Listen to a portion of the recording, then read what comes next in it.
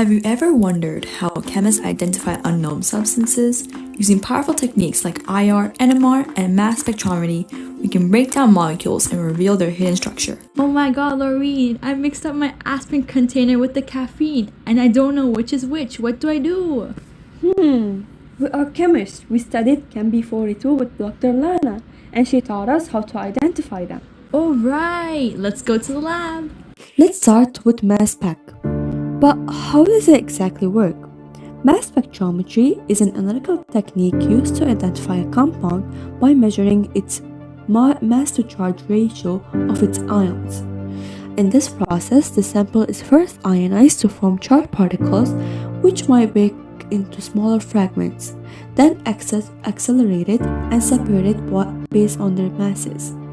The resulting data is displayed as a mass spectrum, where the molecular ion peak indicates the compound's molecular mass and the fragment peak provides clues about its structure.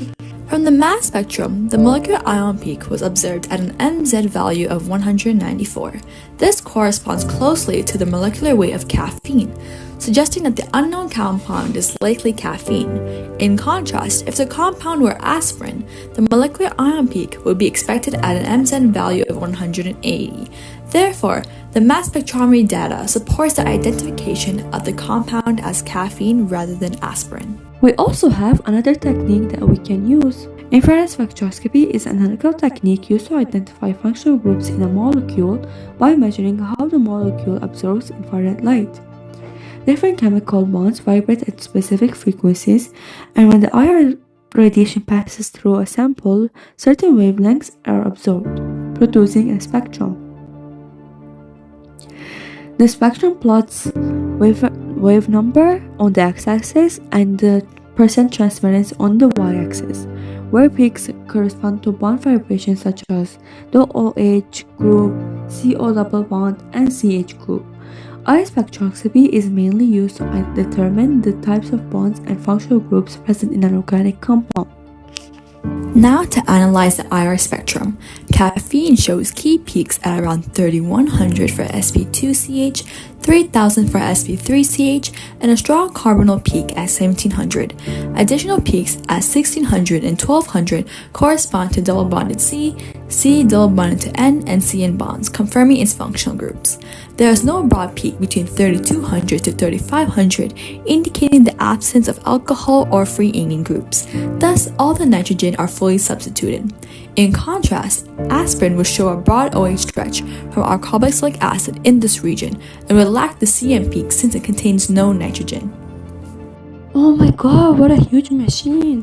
Hydrogen nuclear magnetic resonance, or better known as H1 NMR, provides the most detailed structural information. NMR analyzes how atomic nuclei behave in a magnetic field, revealing the chemical environment of atoms, in specific hydrogen, and how they're connected within the molecule.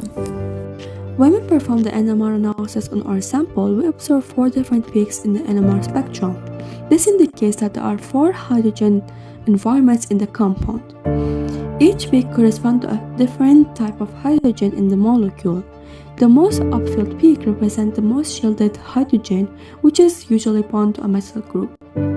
The most downfilled peak represents the most shielded hydrogen, typically located near an electronegative atom. Using this information and number of peaks, peak patterns, and the integrations, we can begin to map out our structure of the molecule. And by combining the NMR data with the results from the mass spectrum, IR spectrum, we can determine that the structure of the molecule is caffeine and not aspirin. In conclusion, with all these spectroscopy methods, we confirmed that it was caffeine using mass spec, IR, and NMR. And honestly, so did my brain. Time to use this for its true purpose, studying for the B42 final.